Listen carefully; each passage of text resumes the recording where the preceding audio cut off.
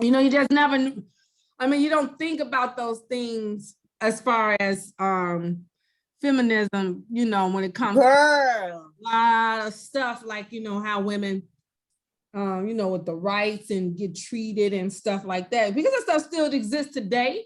Yes. It was worse, you know, back in the 1900s and, you know, stuff like that. And it's getting better, but it's still there. And if we don't have enough women, you know, feminists to speak up, you know, we probably wouldn't even be where we at today with it.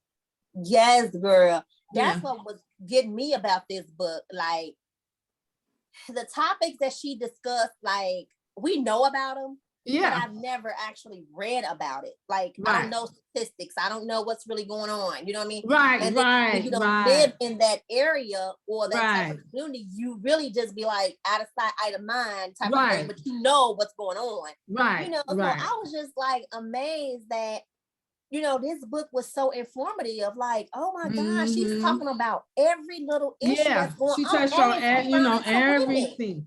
Right, that you didn't think that would come into play. I mean, racism is something we never will ever get around. That's going to always, always unfortunately exist.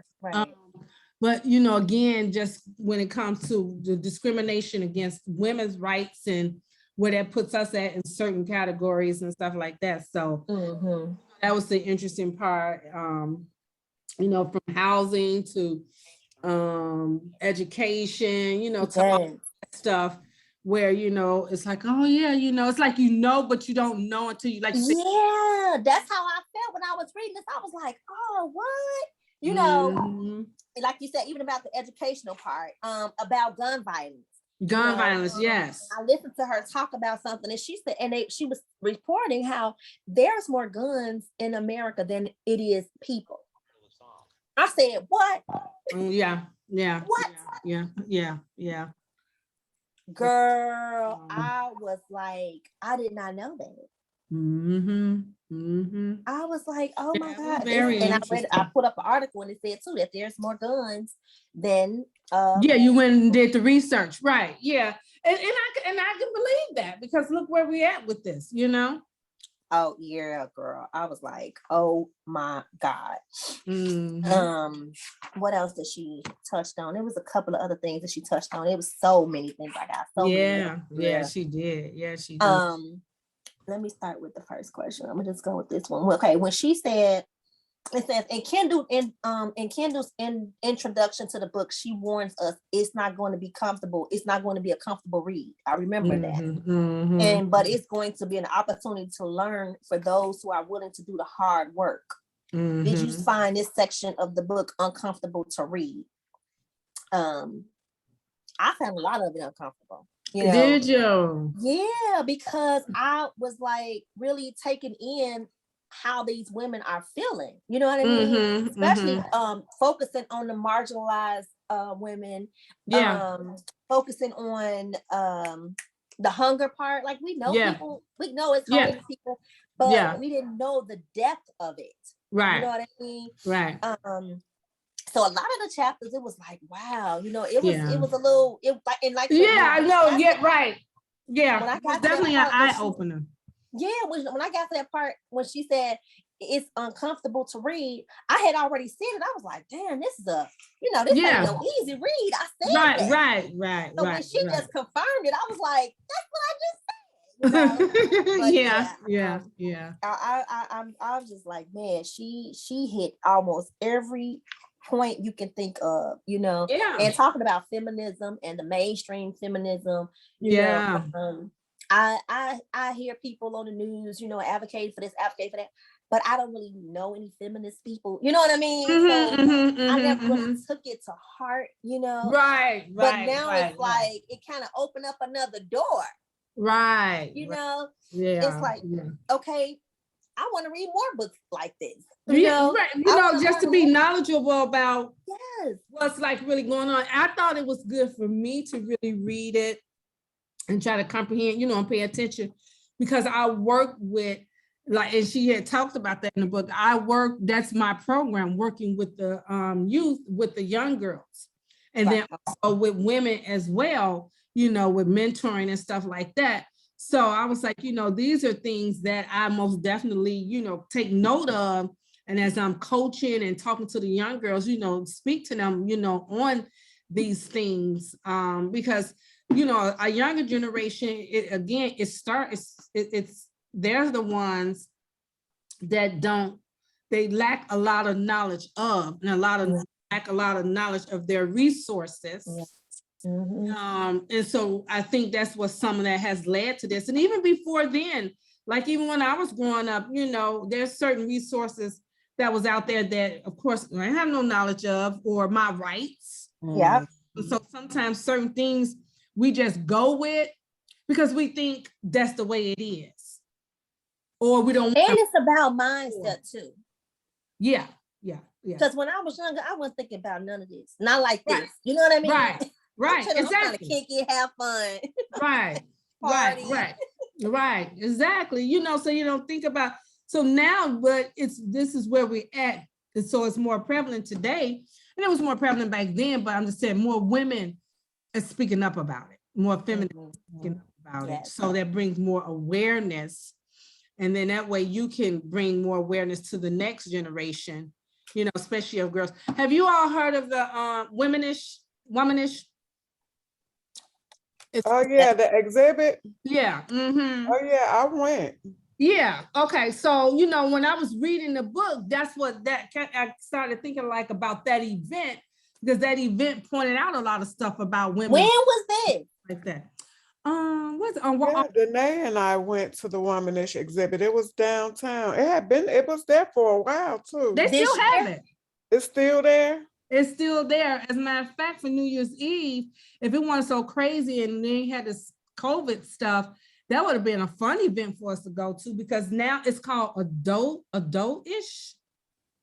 It's something, but it's like a little New Year's Eve thing, and they got, so they switched it up. So they have a different thing.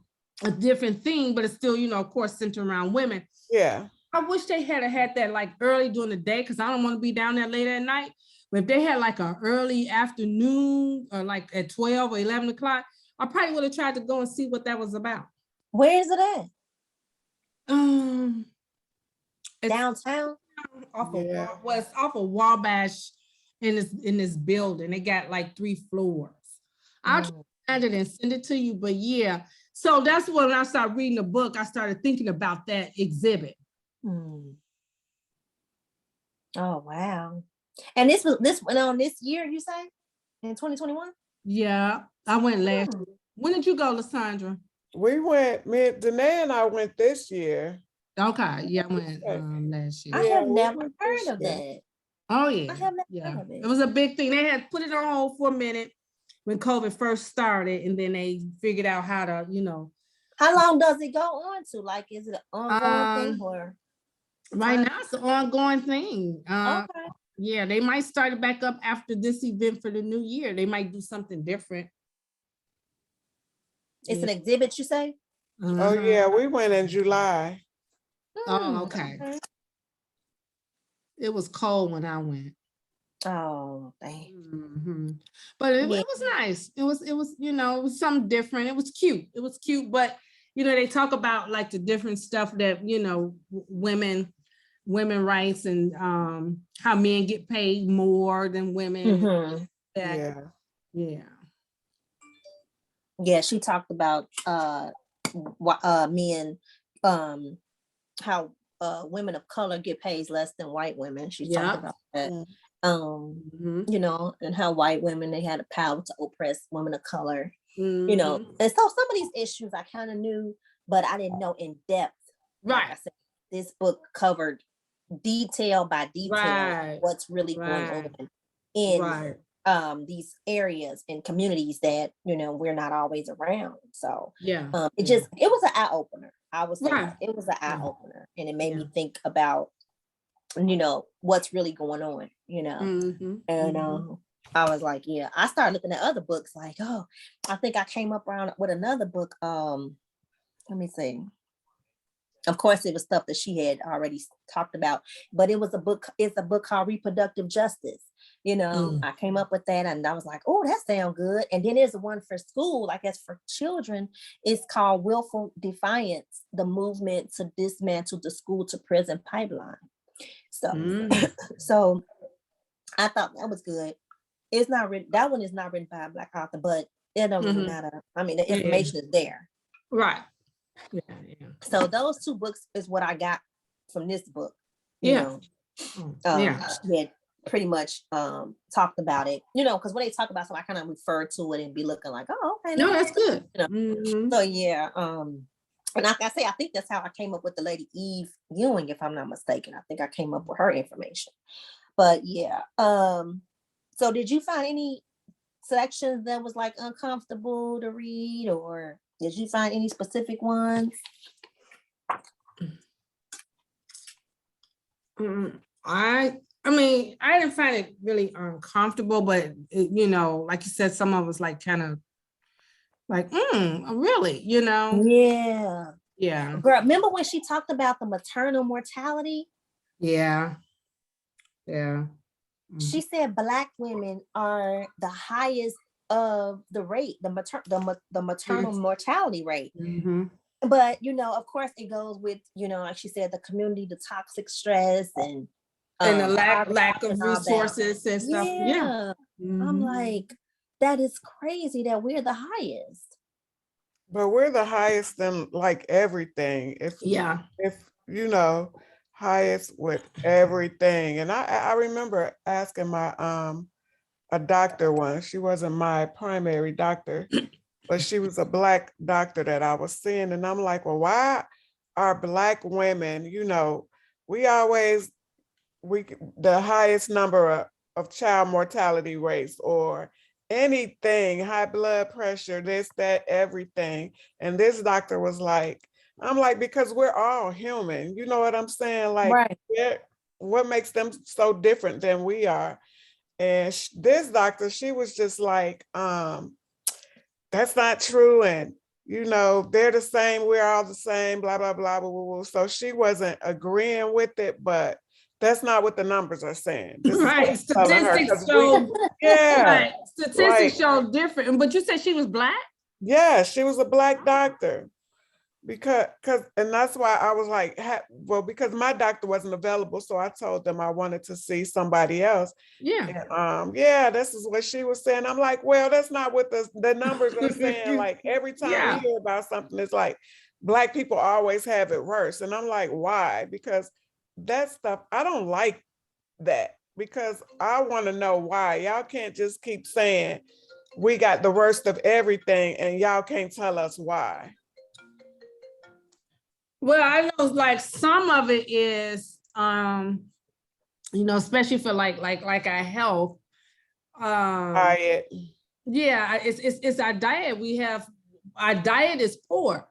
And, I've experienced some of that, myself, like working in a predominantly white environment. And then, I have the Blacks. I'll give you a prime example with just now. I won't even use that example. Me being in schools, right? Working with kids, and Lysandra, you probably work with predominantly African-American kids. Do you have a little diverse, or is more African-American? Well, of course, the majority is Black. African-American, yeah. And I work with more, where it's diverse. So it's a little bit of Black, Hispanics, white, whatever. So I can use where my environment when it comes to kids. There's this one little boy that comes in every morning. His mom drops him off. He's like the first one that comes, because I do like the before care program too. So his mom drops him off. And he pulls out of his book bag just about every morning, and it just gets underneath my skin. I'm like, should I say something to his mom, or does she know, or does she care? Or should I not care? Like, I don't even know. But he'll pull out his backpack every morning, like a bag of Flaming Hots or something. That's what they eat. That's his starting breakfast and lunch. Right. And so sometimes I said, well, did you eat at home? I'll just like general conversation. I said, hey, so did you have your breakfast? Did you eat at home? Sometimes he'll say yeah, and then sometimes he'll say no. So every time I see him pulling these flaming hots and stuff out, I'm like, oh my gosh. Then we get another little race come in, another kid come in. They open up their stuff. They have nuts, they have yogurt, they have carrots, you know, all the healthy stuff. I mean, I see that too. And well, the majority of our kids are Black, but we do have Hispanics. We have a sprinkle of white here and there, but they all eat the same. Their kids, the Hispanic kids, them Black kids, they all come in there with a bag full of junk every day for their lunch. And some of the parents, they don't send their kids with a lunch, even though they know their kids are picky eaters. So they don't send them with a snack. They don't send them with a lunch or nothing, and they just won't eat. That's sad. So they go all day without eating something. There's this one Black kid we have. He's fairly new to our school because he came in later in the year. But every day, his mom would send him with, you know, the little packs of Oreo cookies. They have about 6 cookies in the pack or something. Yes. His mom would send him with 4 packs every day. And he would sit there and eat every last cookie. And I'm like, that, I know that's not healthy. And that's not healthy, you know, not only just that, but then dental issues and they're not taking the kids to the dentist. Yes, unfortunately, Blacks and Hispanics, you know, we're like more on the low totem pole when it comes to taking care of our dental work, you know, because it's expensive. So I know an adult that I work with. I'm sorry to cut you off. I just had to get this in here. But one of the assistants that I work with, she told me she hasn't even been to the dentist. It must be 5 years now. And I'm like, how could you not go to the dentist? You have dental care. You get, you know, biannual checkups for your teeth. Like, how could you not go to the dentist? 5 years you haven't been to a dentist? Yes. Yeah. That's crazy. And you're grown, married with kids who are grown and everything. So if you're not taking care of your teeth and stuff like that, you're not gonna do it for your kids. You do it for your kids. You're not gonna do it for your kids, and that's why we always up there when it comes to our health and stuff, because that's we. And I get that. I get it and I see it, but I'm like, every white person ain't the healthiest either. Oh no. Right, they on there too, but again, them unfortunately. Oh no, I done seen some white people that, like, you know, they eat crap.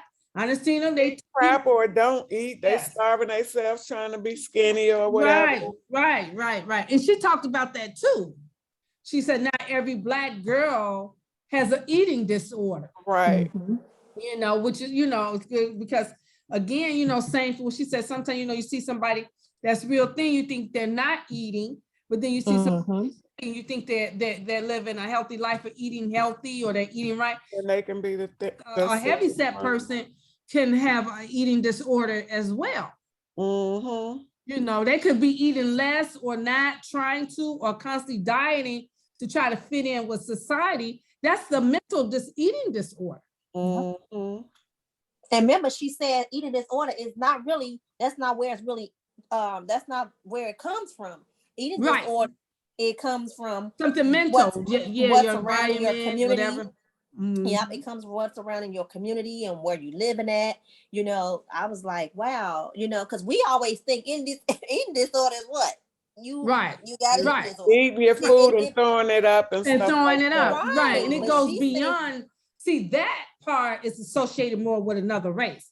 Because Black folks, as hard as it is for us to come by food, we're not about to put it down us and then throw it up. So that ain't something that we generally do, you know, but when you say eating disorder, that's the first thing that come to my mind. Is that associated with little skinny white girls. Yep.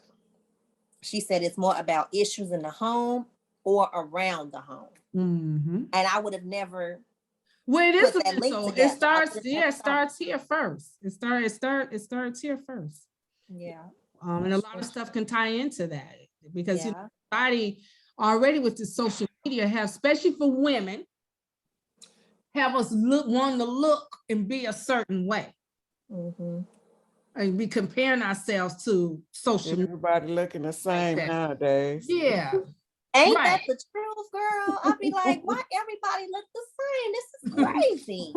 Look, they taking their little money and they little coins and they going to the butt doctor, to the breast doctor.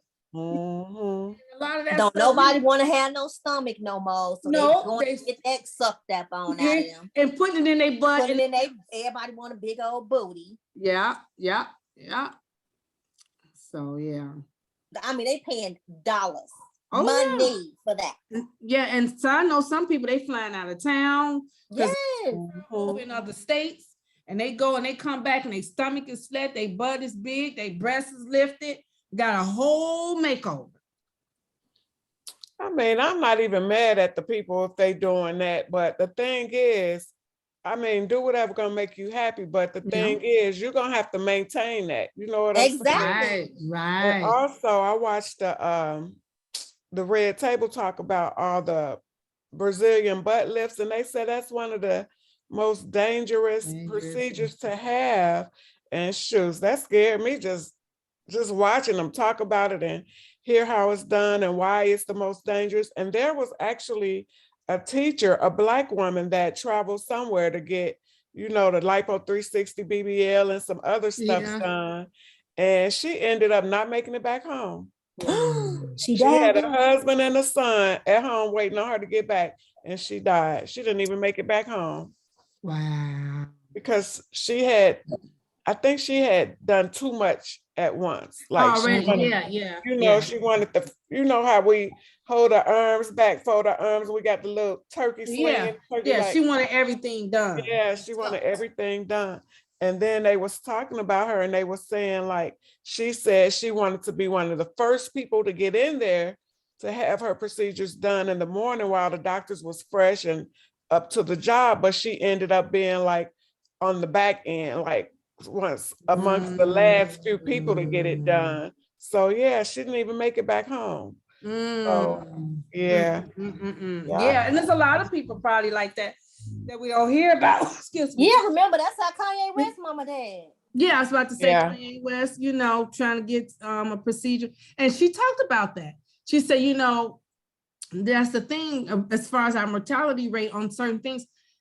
Some stuff don't even make it to the news. She mentioned that in the book. Yeah, a lot of stuff about Black people, especially even like the missing Black. Yeah, missing and murdered. And I heard about that when I was a teenager, how we don't get exposure like the white people. Yes. Yeah. Yeah. And then she was saying how they wasn't. She was saying it was more, she thought it was more, what's the word that she used? When women constantly come up missing. Hey, what was that word? I can't even think of it. But, but then they start saying that it wasn't that. So yeah, I can't even remember the word, but yeah, when she was saying back then, a lot of women was coming up missing. It was like, it gotta be something going on, but they was trying to say that it wasn't. Yeah. Oh yeah. Yeah, it was a whole chapter on that, missing and murdered. I was like, missing and murdered. Yeah. And she was like, it's easy to come up missing in Chicago. Michelle's coming on. I don't know where she's at, but she's coming in. I guess she's on her computer. I'm on. Are you on? Yeah. Hey. Hey, Michelle. Hey. What's going on with you, girl? Not much. Having eye issues, so I'm not gonna do my camera. Oh, that's fine. That's fine. That's fine. You read the book? I didn't finish it. I just because it was really long, so I can imagine. What you get to though? I think I got to like the second chapter. I fucking forgot about it. December came so quick and left. Like, oh my God. I was like, damn, the book club. If you wouldn't have sent that. That's why I be sending reminders. I know y'all man be everywhere, so I be sending reminders. I know y'all don't be thinking, y'all be busy and doing this, and we all busy. But girl, Michelle, when you get a chance, did you read? You did it on audio? No, I didn't. That's what you need. You should have did that because Diane said it's only 4 hours. It was like 4 or 5, like 5. If you just do, just like audio, because I started late.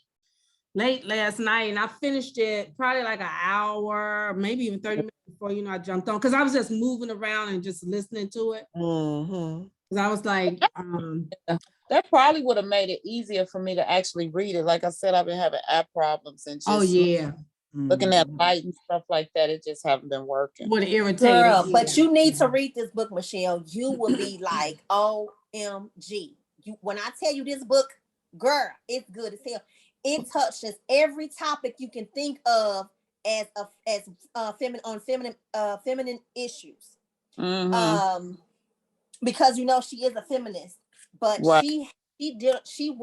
she dived and went detail by detail on everything that you don't really think of.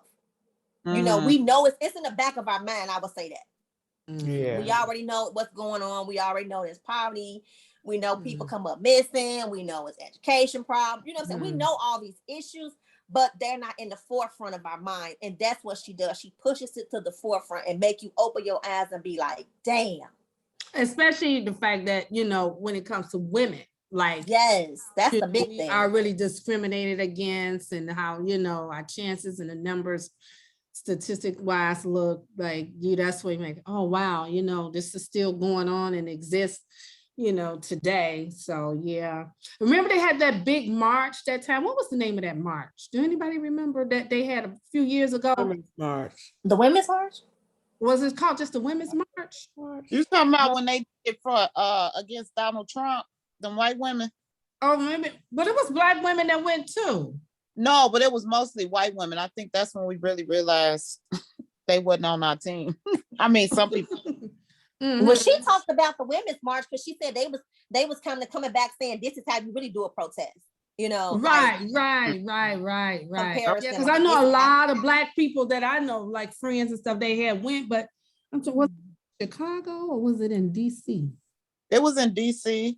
Okay. Yeah, a lot of them marches being DC. But it was a lot of celebrities that went too. I know the one you're talking about. Okay. But it's not called the Women's March, Michelle? Maybe that's what it was called. Oh, it is?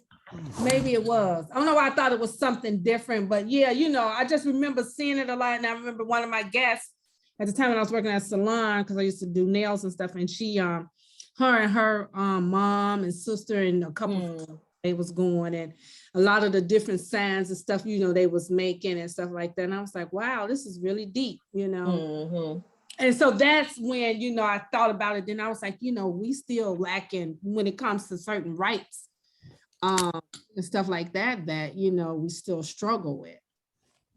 Yes, we do. She talked about gun-related issues. She talked about how it's the second leading cause of death in America. I was like, and that's what I like about the statistics. She gives you facts. Along with her own stories and things like that. She gives you that, but it's like, I did not know guns was the leading cause. Like, I did not know it was the second leading cause. I think I heard that before. Yeah, me too. Yeah, I think I heard that.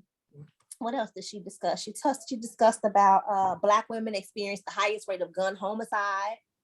Yeah. It's a lot of domestic violence within the because my sister is a police officer, and that's what they got, a lot of calls with domestic, a lot. Yeah. A whole bunch of calls. But is it because of the pandemic, or you mean before it, way before? Just period. No, just period. Okay. But I think they said the numbers went up during the pandemic. Yeah, the numbers doubled during the pandemic. Yeah.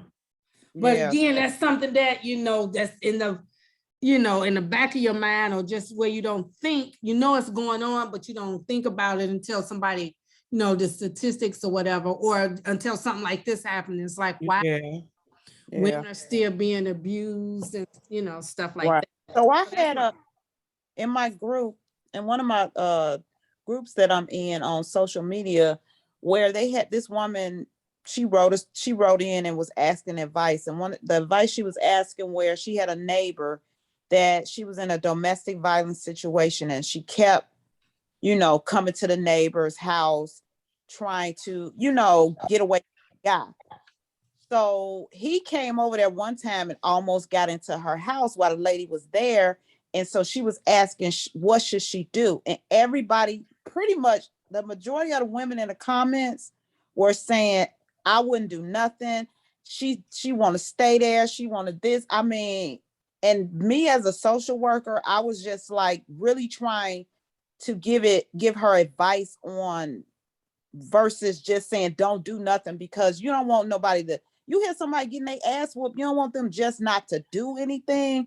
But I was like, she had kids, so I was like, you can go the DCFS route, where at least if DCFS is put in place, sometimes that's what make the women be able to get the tools and resources to leave, because that's what, like, a lot of times the women that get killed during the domestic violence situation is when they're trying to leave.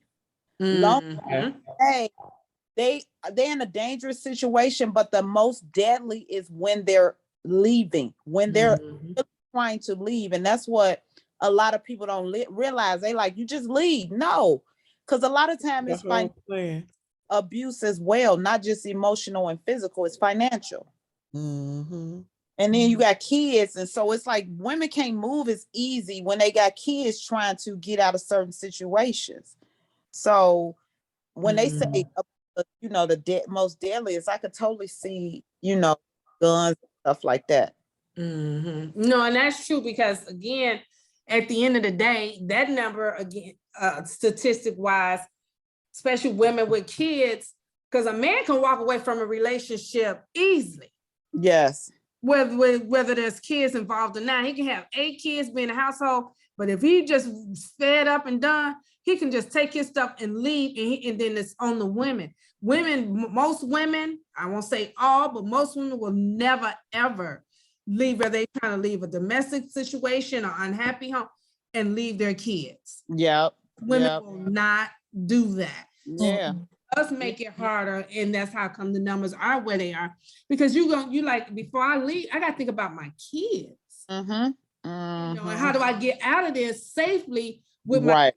Because a lot of times if a man is already there mentally abusing you, he's gonna be, at some point he'll abuse those kids just to keep you miserable. So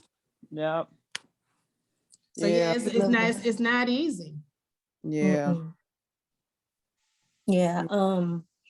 They had that in that movie that Halle Berry was in when she was trying to get out with the kid. I don't know if y'all seen it or not.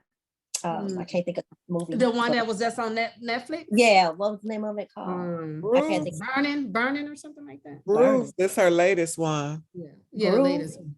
Bruised. Yeah. I said burning or something. Close enough. Like, I know it start with a B. Right, close enough. Burning, bruised.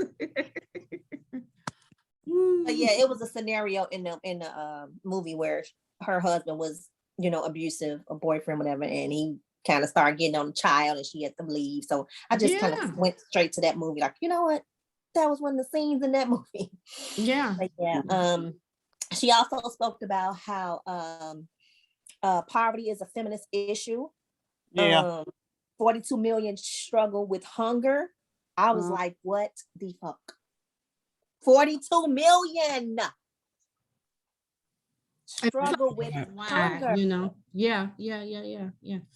I mean, when she said that piece, because I don't see the world, I don't know the world, I don't know what's going on with folks, but I understand to a certain degree, but I wonder, like, what is the issue in regards to foods, because they do have the benefit of the SNAP program. When I was, and they practically giving that away. Right. When I was not working, that's the one, me as a single woman with no kids, that's the one thing I could do was get some money for some food. So I'm just wondering, what is the dynamics to why food is an issue? It's an issue. I truly believe it's an issue, but why is that number so high as the issue? Because even with you not having kids, you still can get SNAP. Is it a lot? No. Because you still be able to have a help. Right. It's a resource that you have access to Right. It's a supplemental program. And what I'm wondering is what's going on in regards to why is that? Because I'm trying to flush it out myself is. Well, and actually their poverty levels or whatever, wherever they want you to be, a lot of people don't qualify for it. I had tried, well, actually I had my son to try it. And they told him no, because he lived with me. And I was also denied, and I'm always denied, even before I was making what I'm making now. And then I can go to work and talk to coworkers, even single men or married men, and they were approved for it. And I'm like, I don't understand how that system works, because some people, I have a coworker who's married. She has a daughter. She gets it for her daughter and then her husband gets it. And they use the same address, but they denied me and my child. Right. And that's what I'm wondering, is like you said, it's a threshold where but she makes more than I make. She's been on the job years longer than I've been there. And how many kids? One. She has one daughter. How old is the daughter? She probably about 15 now. How old was your son? My son at the time, he was like 16 years old. Yeah, that's kind of crazy. But she probably, what it sounds like in that situation to me is they're filing separately and not jointly, and she used her income.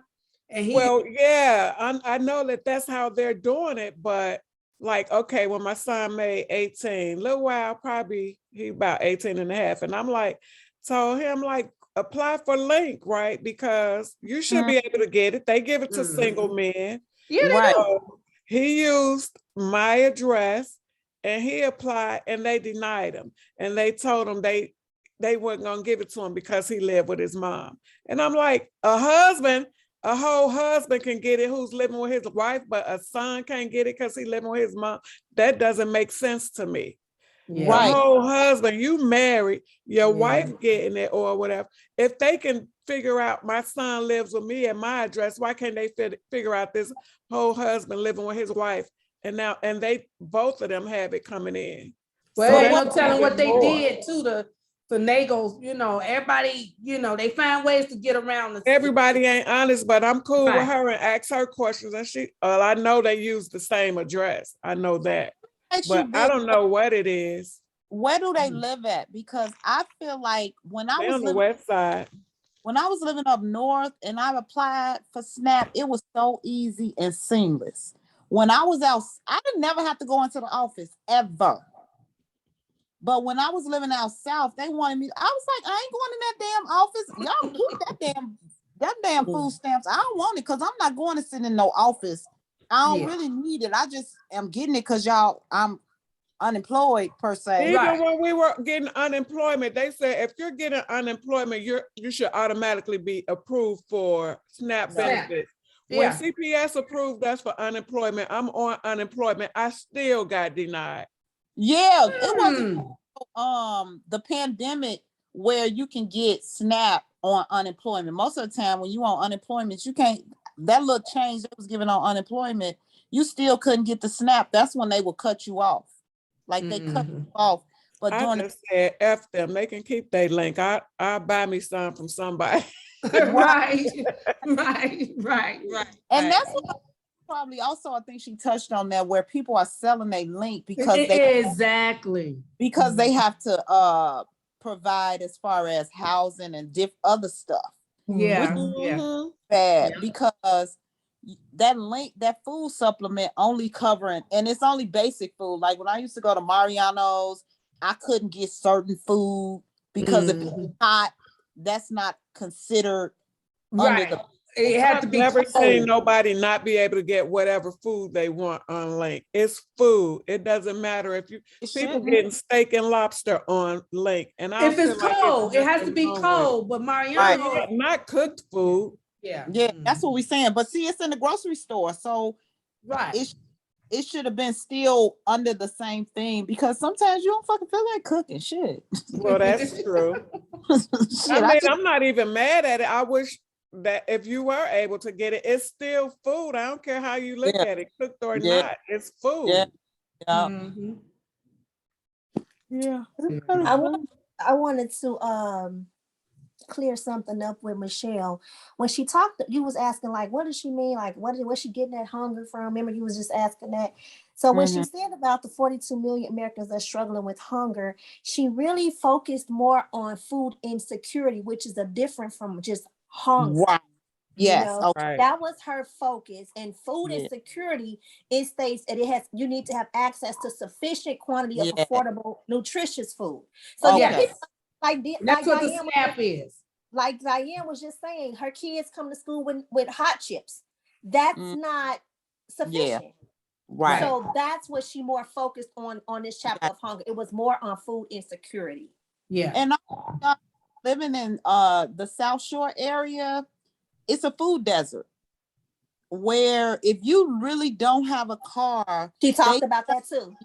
I think she's from Chicago, Michelle. She's from Chicago. I know. I think I read that part where when she was talking about it, I was like, that's so true, because when they tore down that last grocery store it was off of Exchange, like 73rd and Exchange. They tore that grocery store down.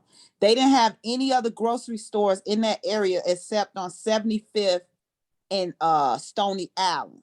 So people would have to go to the neighborhood store. Like where I lived, it was a little grocery store across the street. I wasn't eating out of there because I figured they had rats up in there. I wasn't eating out of there.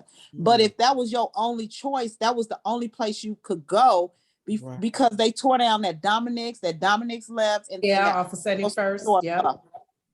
And so now they finally have a grocery store that's where that Dominic's used to be at. So it's Whole Foods, right? No, it's not Whole Foods. It's just a regular grocery store. It's a really good store. I used to go there like all the time. I said, please don't let them mess this grocery store up. I know it's in a Black area, but it was a really good grocery store. It reminds you of like it was a Whole. Was it called Pete's? Was it Pete's? It wasn't called Pete's. It was called like Marketplace or something like that. Something like that. It was just an off-brand grocery store, but it was a nice, good grocery store, and they kept it stocked. Even during the pandemic, we had to go there. That was the only thing we could do during the pandemic was go to the store. And so they kept it stocked. They was really good on the masks. So I don't know what it's doing now that I'm gone, but it was a really good grocery store. But before then, it was no grocery stores in that area where if you didn't have no car, you was really out of luck with like what she was saying with the food insecurities. And that's a lot in Chicago. That ain't just in the South. Because by my mama's house, she live out west. Ain't no grocery store over there. She got to go to Walmart all the way in damn near, what's that, Oak Park over there? Yeah. Wherever that damn place at. Mm-hmm. And it's just a little regular restaurant. So what you call it, little storefront places. And I don't even think that's open because look like I don't ever see nobody hanging out there no more. So I don't even think that's open. Right. Yeah. But thank God she can, have people take her to the store to the pay. But there's nothing around there. Mm-hmm. It's a CVS, stuff like that. But what you gotta have a car. Right, where they upcharge you for everything. CVS. Yeah, but like you said, you have to have a car. Yeah. Yeah. Which makes it bad for the elderly. Yes. Yes. The elderly women and things, it's not good, but it's just one of those issues. But yeah, she also stated that 67% of American households struggle with hunger are headed by single mothers. That's another issue. Stuff like I said, just stuff that we don't think about. Like, damn, it is a lot of single mothers out here. There's a lot of single mothers out here. I mean, the number, yes. And it's not by choice either. Nope. Yeah. And we ain't talking about single mothers. We talking about just women that's trying to live by themselves. Hell, it's hard for me to eat sometimes. By the time I get done paying my bills, I'll be like, well, shit, I think I just go fast, eat a salad. But you know what? A lot of times I feel like, I just feel like sometimes people will be like, well, I ain't got no food in here and this, that, or the other. But I feel like it's most of the time it's not what you want in there. Right. Because Exactly. you have food, Yeah. but it's not what you want in the kitchen. Right. Or whatever. You know what I'm saying? Because I have never been without a meal. If I there's no reason to be without a meal. Right. For one, they have sometimes pantries. you want to go to Home Run Inn or some McDonald's or whatever, and you may, okay, what you gonna do with this money? You gonna go eat, spend it up and give to these people who are already rich, these corporations or whatever, or you gonna get your butt in there and cook. You know, like Eddie Murphy on there. The kids want to go to McDonald's. We got McDonald's at home. You make that hamburger patty, but this ain't no Wonder Bread. You know what I'm saying? A lot of times you have food to eat at home. It's just not what you want. It's just not what you want. And even if there's resources. See, I mean, and that's the thing. It's sometimes not even. I think she mentioned something about lack of resources, but right now they're putting those things into place, especially because of the pandemic. They're making things available for us. It's just the lack of knowledge where to go and get these things. And they've been around for a while. Like, you know, there's been certain things that as people, especially African Americans, that we could get our hands on. But a lot of times, if you don't know, if you come from a family that's not well educated, that don't really know how to read, you know, and stuff like that, then, you know, that's where you kind of miss out on. But especially now because of the pandemic, everything is like you said, Michelle, getting that SNAP card was so seamless. It's kind of seamless now. They putting up a big fight because they know where some people are as far as losing the jobs, can't pay your rent and your mortgage. They have made it possible for everybody to be able to have certain resources to go to when you're lacking something. Yeah. Housing, to food, to medical. She brought that up too. She said, you know, as far as now, everybody can have access to some type of insurance because again, our numbers were high as far as death rate because we didn't have access to insurance. But now they have the Affordable Care Act. There's no reason why most people should not have insurance. Yeah. That's true. There's still a lot of people without insurance, even still, right? But you were mentioning the resources and some people not having the information about them. Some people you can feed them the resources, and they still won't. They won't. They want you to do all the work. It's like, you know, you hungry, I cook, and you want me to cook it and feed it to you, you know? So some people, you can give them the resources, you give them the information and they still won't use it. They still, because they don't want to do the work. They lazy. They don't want, because some stuff sometimes there's times when I have to apply for certain things, whether it's something I really need or just something I want. And when I look at it and I got to provide everything, even blood type for all my family members, I don't want to, I forget it. I don't even want it. Yeah.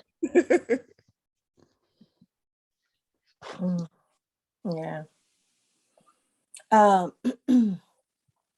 She talked about code switching, you know, that's something that I don't know if everybody know about it, you know, but she did say that sometimes when you code switch, everybody is not informed. Like she learned about code switching when she was in grammar school, she stated. Can you tell them what that is? Yeah, I was going to say, elaborate on that. But what is it?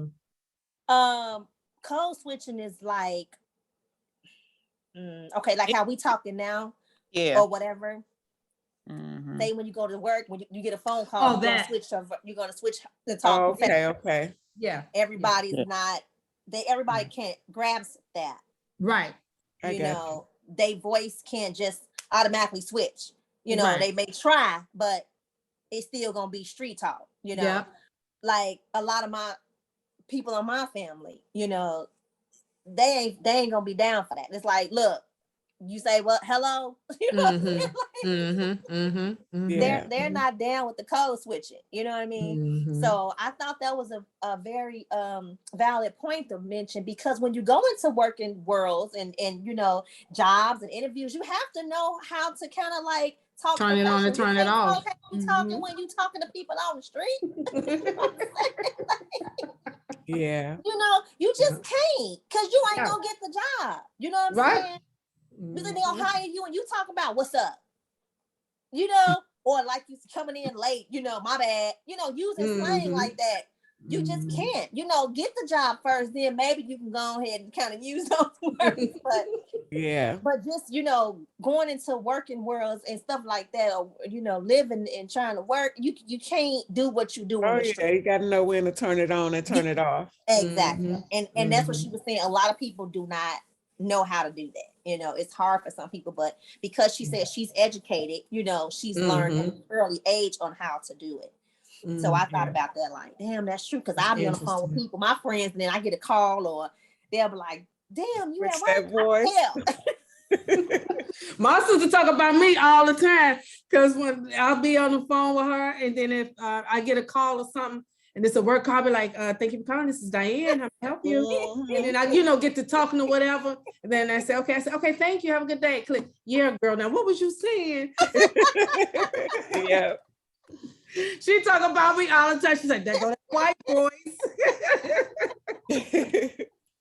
You know, and people be like, you know, you so quiet, you know. So normally when I'm on the phone with my friends, I'm loud and laughing, you know how I am now. But when I get to work, it's like, I don't hardly say nothing. They just be talking. I'll be like, yeah. You know, it's like, they can tell. I can't hear nothing. They can tell. You sounded just too quiet. Yeah. You know, so I thought that was an interesting topic that she, you know, kind of talked about. She also stated about colorism is a global issue. You know, people get jobs because they're more light-skinned. You know, rather than versus dark skin, how they get promotions. I thought that was really a good point because that is true. Yeah, that made me think about something. Yeah, you know, I just had a conversation with my cousin. She's like, the one I was having a conversation with. She's like, her sister she brown, dark, whatever. And, you know, I'm dark, my sister dark. So I was having a conversation with her, and a lot of light-skinned people do not want to address colorism the same way white people don't want to address racism, because when they have that privilege, even though it ain't a spectacular privilege that you getting thousands, millions of dollars, like she said, it's still a privilege. That's like when we go outside of these United States walls, it's a privilege to be an American. When you go to some of these countries, I get privilege. So I know my privilege when I move in certain positions, and they don't want to accept that you just having that color skin you was born with, it was nothing you could do, that you get treated a little better than somebody that didn't have nothing to do with the skin color they was born into. It's nobody's taking away from you that you're not a wonderful person, but some people value that more. And you just have to accept it and realize, yes, you have a privilege with that, and don't knock down dark-skinned women when they address it, when they bring it to the forefront. Right. Because there's a difference between racism, and there's a difference between colorism. And she had mentioned, she said, if you hold up a brown paper bag and you're darker than the brown paper bag, you know, you wouldn't get it. You wouldn't get the job. Right.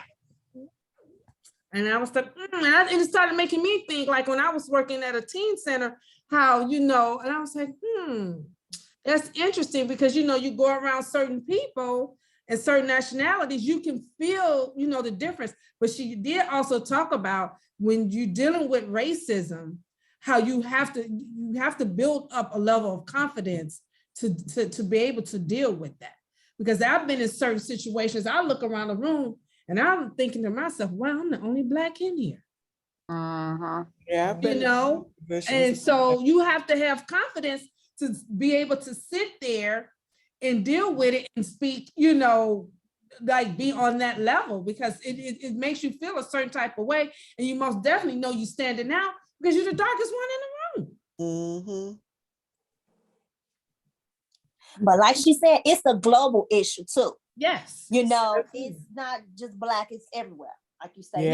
But just how within the different African movies, I don't know if y'all watch Nollywood movies. I love Nollywood movies, like these Nigerian, they just African movies, because they ain't all in Nigeria.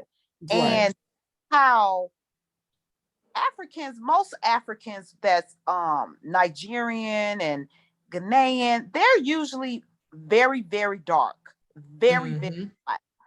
So for them to find African women that's Tanisha complexion or lighter, y'all went searching for that. That shows you colorism has reached a global level in the essence where you in a country that's filled with black people that mostly are very dark, but the leading women that's the women in the movies or in the TV shows, they're light skinned.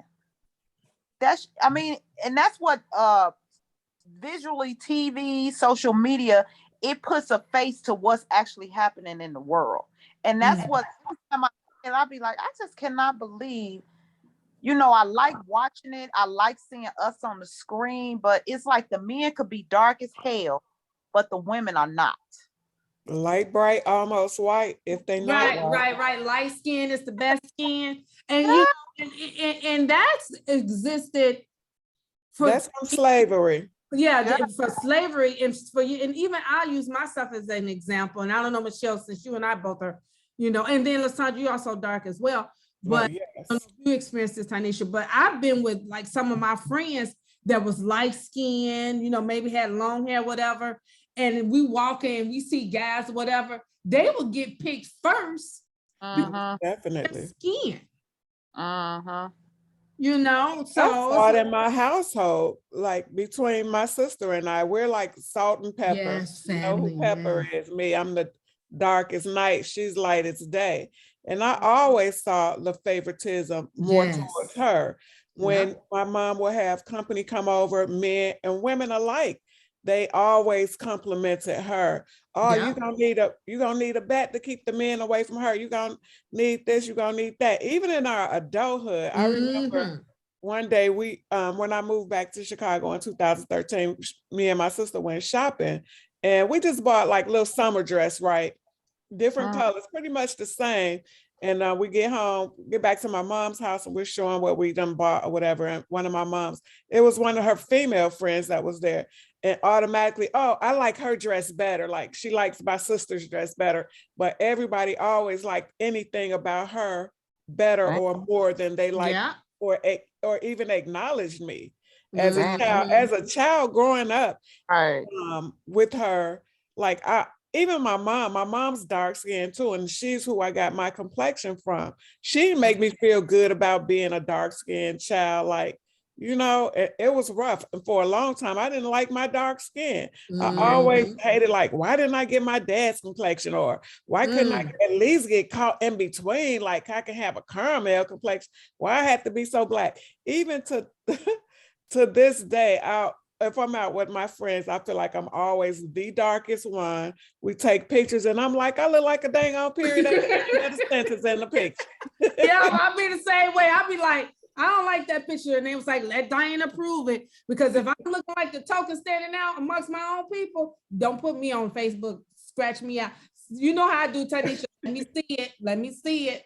But comfortable, in my skin, because I know now, a lot of people, they talk about brown skin, like India, Irie, and all that. So I know we're making a difference as far as our complexion. But a little bit of progress. Hey, light skin used to be outweigh the dark skin people, but now it's a lot of beautiful chocolate. I don't call them dark skin chocolate people, out here. I remember I had my second son, because I have 3 boys. My second son, he's high yellow, like my dad's complexion. And I remember when he was a baby, pretty much, he was basically a baby.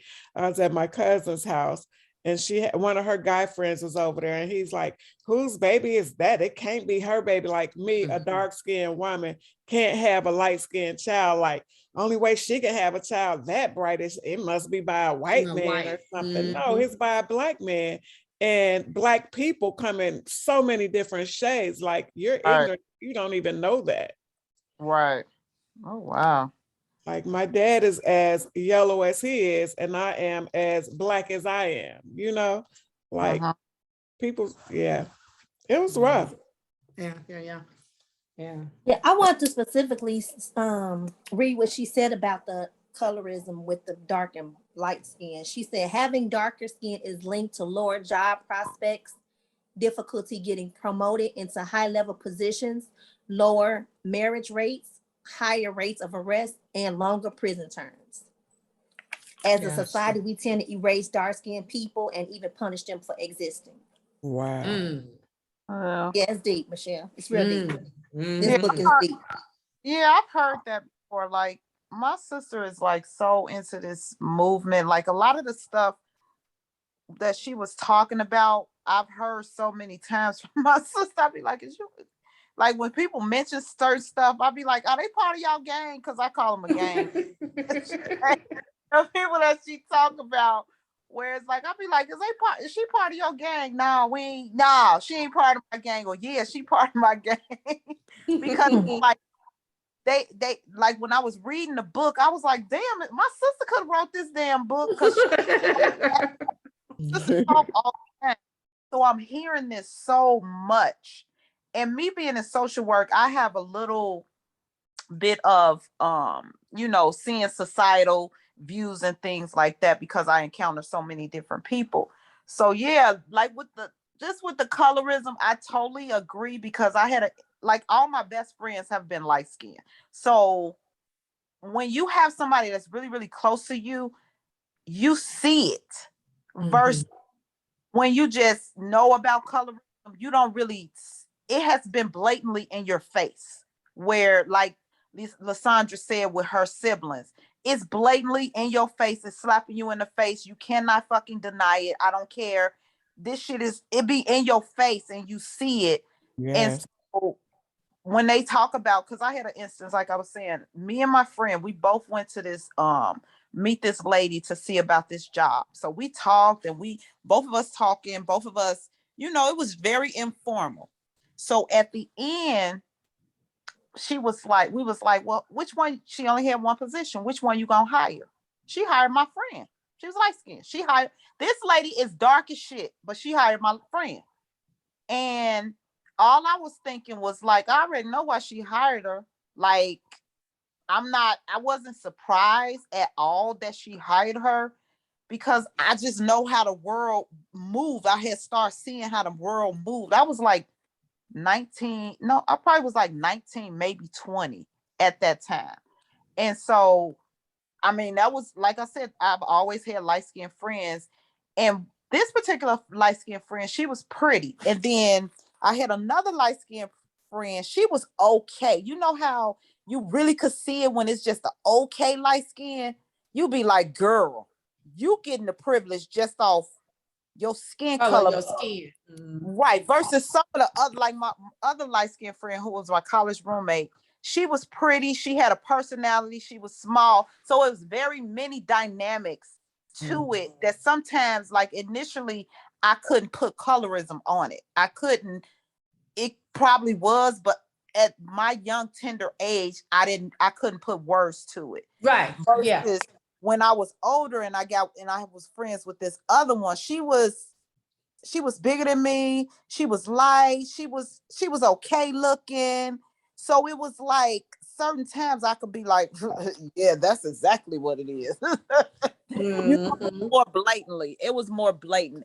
And I think how I addressed with my cousin when she was talking, I said, what was you doing that was so spectacular that they just wanted to wife you up? What did you do? And she said, I got a great personality. I said, you think he ain't met no other people that had great personalities? I said, you think you the only one that had a great personality? I said, what else did you do? I don't know. I said, that's colorism. I said, that's what that is. Well, you can't even put your finger on what made you get chosen. She didn't do nothing. I mean, she still was denying it because I think people don't want to talk about it because it's a sensitive topic. They know it fucking exists, okay? Because it even exists with me. I know, against you guys because you're darker, so you like, oh, what's Tanisha flesh? I experience it too with friends that's lighter than me. So it's the same thing, you know what I mean? But I also feel like they know, they just don't talk about it because people don't want to talk about shit like that. And they also know, they have it in their brain like, oh, I'm already gonna get this man because they have it like they already filled up a little bit too because because society has already given them that privilege. Yeah. So they already know. They just not gonna admit that shit. But they already know, like, if it's a man there, oh, he gonna want me because right. And see, and I think, right. That's because, but I think also with some people, depending on your level of knowledge and where you are with colorism, they associate that with racism and they put that on the other nationalities. When colorism exists, of course, we know more so with us, but it just depends on your knowledge and your experience of with colorism. So I just think that some people don't mention it. Yeah, they're not gonna talk about it. But that's why they used to say the light-skinned girls, they all conceited. Remember they used to say that shit like that? Yeah. Every time you see a light-skinned girl, she thinks she better than somebody else. She conceited. She thinks she all that. That's where that shit comes from. Yeah. They don't say that about no darker person. Right. First of all, a dark person cannot have no self-esteem. Bitch, who you think you are? Who you think you are? Do you know how many times I heard that? Bitch, I'm valued. I had a mom and daddy who valued me. I value me. So why shouldn't I value me? Because I got darker skin, but that's just what it is. Like, I had so many of my friends, my light-skinned friend, boyfriends be like, who the fuck she thinks she is? Who she thinks she is? Because I to a certain degree, I was stuck up. Like, I had a bad attitude. And it probably was a defense mechanism. You ain't right. You know what I'm saying? And so how it was perceived that I was stuck up, and me being dark skinned, I don't have the right to be stuck up. Right. I've definitely heard that before. Are you bougie? Or are you this? Or you that? And I'm like, well, if that's what you think of me, that's what you think. But I'm me, regardless. It's called confidence. How about that? How about that? Yeah, it's called confidence. It's not a privilege we're supposed to have because we're dark skinned. Yeah. Right. Yeah. Wow. And did y'all ever hear the rhyme back in the day where it say, if you black, stay back. If you're brown, stick around. If you yellow, you mellow. If you white, you are. That shit still apply today. Yeah. Really does. Yep. And she mentioned, and remember she mentioned about, like your appearance, like certain women, especially blacks, we get fired or don't get the job because of the texture of our hair, or if we wear. But then yet you have Kim Kardashian wearing braids. Now it's it's a part of fashion. But if we wear it, it's unprofessional, and this and the other. So that's why a lot of people, when they post those pictures like that they do get a lot of backlash from a lot of Black women, is because when we do it, it's looked down on. They do it. Do you make it seem like they created it when we're the ones that originated that? Yep, absolutely. She talked about the police murder clearance rate. She said that's only 25. The police murder clearance rate is only 25% in Chicago, which means no cases are being solved, people, which we already know that, but that number is so low, 25%. And probably 10% of that number is if one of their own get killed, because they gonna find that person. I ain't never known that one cop get killed and they did not find the person. I don't know that one. They found them right away. Because they don't care. They don't want to find the drug dealer, the rapper, whoever got shot. They don't want to find it. Okay. Right. Let them wherever, let them be. They gone. Who cares? I think it's a combination of both, where we as the Black culture, we have such a closed off in regards to a lot of the cases can't be solved because no one's talking. Yeah. No, she talked about that too. You ain't gonna in the hood, they not gonna speak up. Yeah. No, they're not gonna speak up. It's gonna be street justice. And that's part of the issue, that some of this street justice is hurting people that shouldn't even be involved, kids. Yes. people that's just living their lives and they getting them caught in this street justice. And that's part of what it is. Some of these cases getting solved, they just ain't getting solved by the police. Right. Yeah. Right. You know, and that's what I was telling people, like this, a family friend of ours, she, you know, still to this day, because her brother got shot maybe about, I'm gonna say about 18 years ago, right? And he was like a little drug dealer, whatever, but he was sitting in the car in front of the house, and one of the little gang members came up and just, you know, shot him right in the head. And so you know, to this day, she's like, I wish, you know, they ain't even on his case anymore. They saying they can't, you know, solve it and this, that, and the other. Woo, woo, woo. I said, honey, you don't even, I can't tell you not to cry about that, because that's something you will never forget. But I highly doubt that whoever did that to him is still walking around on this earth, because you reap what you sow. Stuff like that, you're not gonna live a longevity life. What he did to him, I'm sure somebody else then probably turned around and did it to him. Right. When we talked about the police not solving the cases, and we talked about how they didn't want to speak out, she said those that speak out are viewed as sacrifice rather than saviors. And those that fight back lead to being arrested for defending themselves. So that's another reason why they don't speak back, because they're scared. Yeah. Oh, yeah, absolutely. Yeah. Like they say, you know, back in the day, you don't say, if you don't know nothing. Right. If you better don't say nothing, because then you can live another day. But if they find out you said anything, they're coming for you. If they can't get you, they're gonna come for your family. Yeah. Right. Snitches get stitches. Right. Yeah. And they mean that. Literally. They mean that. And it has gotten so deep, and it's just so bad, because now they're taking it out on the kids. You know? They're taking it out on the kids. So if they can't get to you, or they want to hurt you even worse, they're gonna go and they're gonna try to harm one of your family members, your kid. Yeah. Nothing to do with your foolery. Yeah. But she spoke about the women in prison, incarcerated women. She said any woman with a criminal record can lose access to vote. I did not know that. Did you all know that? I thought about that was if you are still on like probation or parole, if you're still on paper, you can't vote. But once you clear that you have your rights back, is what I've learned a long time ago. So I don't know if anything's changed with it, but that's how I understood that to work. Yeah. You're still on paper or whatever, probation, parole, and reporting to whoever, you can't. And I think that's I think the system is messed up in that also, because you know, if you do a crime, you do your time, then it should be paid for, right? But it follows you for basically for the rest of your life. They talking about like an ex-felon or ex-con. You can remove the ex because it's always on your record. It's forever, you know?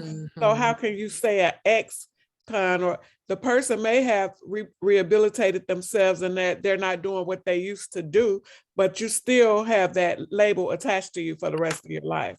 Which yes, one of them things. But that's one of the things that keep us from being left behind. That's the whole point.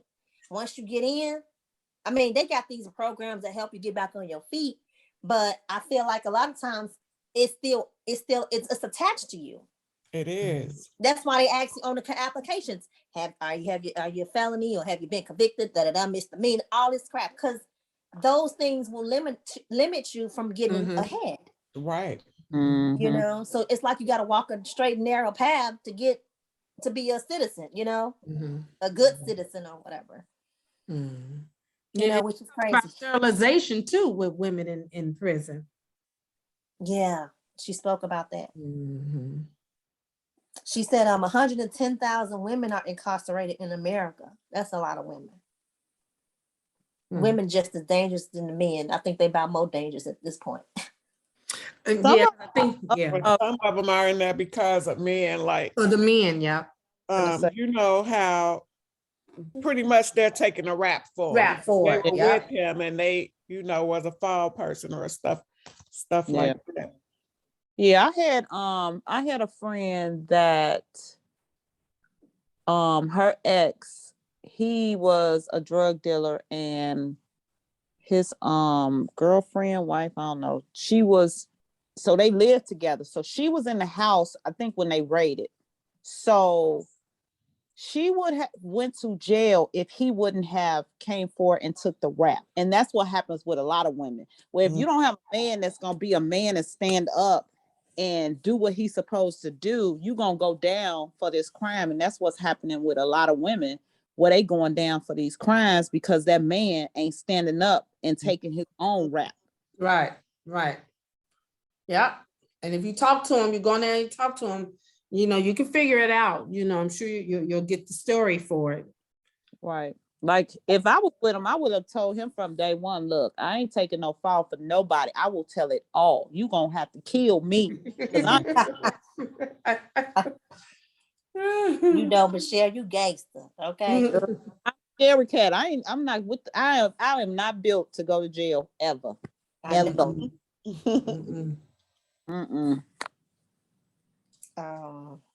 She talked about the education system a lot. Oh yeah. She talked about how the state spent $5.7 billion a year on juvenile justice system instead of on our schools. Yeah. Like a lesser amount on education. Like you put more money into the juvenile system than you do in education. I'm like, damn, $5.7 billion. Yeah. Yep. And that's why the kids today, the ones that are not in the juvenile system, they just in the system is lacking as we speak because of lack of the source of refunds. I mean, of funds, because they've taken out a lot of stuff out of the education. Yeah, they are. And they've taken away a lot of programs. Now they're trying to, and I know educators is on here, they're trying to, I think, implement some of that back into it because I'm trying to get my program in an after school program now because they came up with this 21st century grant. Oh, I used to work for them. I used to run after school program for 21st century. Yeah, so they're bringing that back because they know that now, especially since the pandemic, that the kids have suffered a lot, on the social and emotional and the enrichment and stuff like that. So they looking to bring that back because once they took a lot of that stuff away, they really did see the difference in the kids, and a lot of that's how come some of this crime rate and stuff is going up with these younger kids. When you see like the what is that, the snatch and grab, whatever they doing. Yeah. There's to be a lot of little young kids that's in like grammar school or early high school, 13, 14 when they should be involved in a basketball something or, some youth program. They out here running up and down Michigan Avenue, snatching, busting windows and stealing Louis Vuittons and Gucci's. Going to jail and then just getting out as a minor. Right. Yep. Yeah. I mean, like when I used to run my program, they gave us money, but it was just so much of the money went to salaries. Like it was not a lot of money that went to the actual programming of it. It was like probably over 50% of that money was salaries. Was not my staff salaries. It was people within my agency salaries. They got some of that and they ain't even touched the damn program. Yes, that part. And I'm glad you brought that up, Michelle, because I was like, I need to really talk to somebody that knows about this program because I've been doing a little research on it because I submitted a proposal about 2 weeks ago to the district and I was on a call with them. And so they say, submit your proposal over. So I talked to my mentor and we came up with some numbers and I submitted it, and then one of the admin assistants who was helping with this program, she said, we looked at your proposal and we thought, it's a little bit on the high side, this, that, and the other. I said, okay, well, let's sit down, and talk about it. But what you not gonna do is demeanor me and my program and try to think you're gonna give me a little bit of give me just not even a piece of the pie. Just won't and have me work like a dog because what I'm getting is this is part of my livelihood. I gotta live off of this. I gotta to help me run this program, because I'm not going to run it by myself. I need material, I need supplies, I need to bring in guest speakers, I'm going to need to, of course, sponsorship and all of that. So what I quoted you, that ain't even half of what I should be getting. Mm-hmm. I'm dealing with something even more, just as bad as what the teachers are dealing with, because here again, these kids need to be reprogrammed. Mm-hmm. You asking me to also not just provide a after school program, but I'm gonna have to deal with these kids on a mental level as well, which that ain't my background. It just comes to me naturally to be able to connect with them, because I try to bring myself onto their level. But what you telling me, my proposal is too high. Oh no, I may come down some, because I did start off a little high just so I can get what I want, but I'll go all the way to the bottom, and then you expect me to go from school to school, and then give me just a little piece of, not even a piece of the pie. Like, I know that's what they doing. They're gonna pay themselves and then try to have us. No, I ain't stupid. Yeah, facts. That's exactly. And you need to connect with Michelle about that 21st century, get a number and all that. I think we got I got her number. I got Diana's yeah, number. I do. Yeah, I sure do. I just want to speak to somebody, like how much will they pay someone to run? Because I need to know. A lot of times when you go to these people, you don't know your numbers and do your research. They'll try to do you down. Right. So I'm trying to figure out what exactly, are you coming in as a provider, or are you gonna run the after school program? I'm coming in as a contractor. Okay. So I was different because I was very different, and I had a vision to what I wanted to do and see happen in the schools that I was in, where I wanted to be very impactful.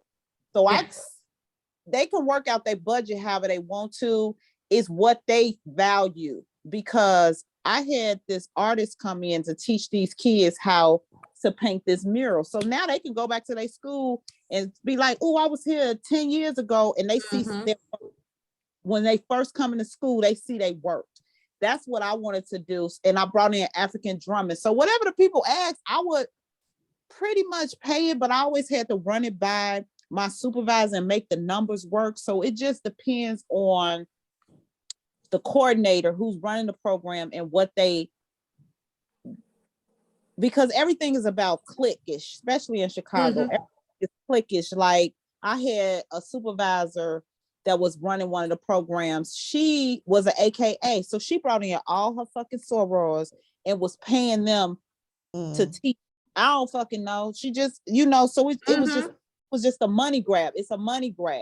So it just depends on what they value, what you're bringing, what your service is, and what they value. And if that principal wants it, that's where you gotta go. They do, and that's the thing. I've been building relationships with the principals at the elementary and the middle schools. So I have schools I'm running running in that want my program.